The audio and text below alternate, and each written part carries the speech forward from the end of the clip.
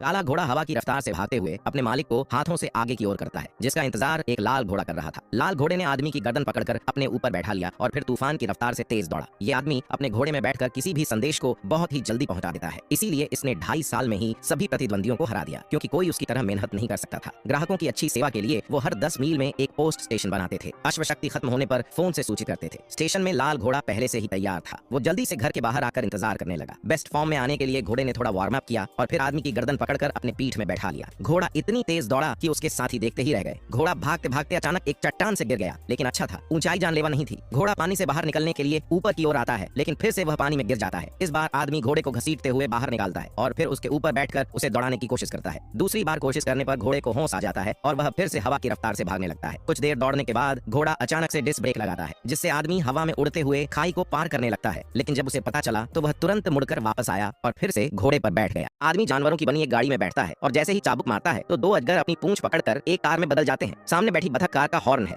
यहाँ पर बंदरों को भी पालतू बनाया गया है और उन्हें पेड़ काटने का काम दिया गया है। यहाँ एक बंदर गैंडा को लाल कपड़ा दिखाकर गुस्सा दिलाता है और फिर आसानी से तख्त को गैंडा के तेज सींग से विभाजित करा लेता है। अगला कदम बोर्ड में छेद करना है। ये काम दरियाई घोड़े के 4 नुकीले दांतों से किया जाता है। छेद होने के बाद तख्तों को स्थापित करना था। यहाँ भी आदमी बस छेद में कीले लगा देता है, जिन्हें 2 कटफोड़वा ठोककर सही करते हैं। मनुष्य और जानवर मिलकर काम कर रहे हैं, क्योंकि यहाँ पर कुछ समय में खतरनाक बाढ़ आने वाली है। यहाँ ये औरत कपड़े धो रही है और इसके तीनों बेटे नाव को बनाने में लगे हैं। औरत की तीनों बहुएं नाच रही हैं और अपनी क्षमता के अनुसार कुछ आसान काम करती हैं, जैसे फल को नीचे भेजकर अनाज भंडार को जल्दी से पूरा करना। भविष्यवाणी का दिन अब आ चुका है। हवा अचानक से उठती है और बादल सूरज को ढक लेते हैं। अब बारिश की बड़ी बड़ी बूंदें गिरने लगी थीं। बूढ़े आदमी ने तुरंत बेटों को बुलाया और तुरही फूंक दी। ये उन जानवरों को बुला रहे हैं जो अभी भी बाहर काम कर रहे हैं। जिन जानवरों ने आवाज सुनी वो सभी नाव की ओर दौड़े। जब सभी जहाज पर पहुंचते हैं तो उन्हें बारी बारी से अंदर भेजा गया। तभी अचानक एक बिजली से बादल फट गया और पानी झरने की तरह नीचे गिरने लगा, पर तब तक सभी जानवर सुरक्षित नाव पर पहुंच चुके थे।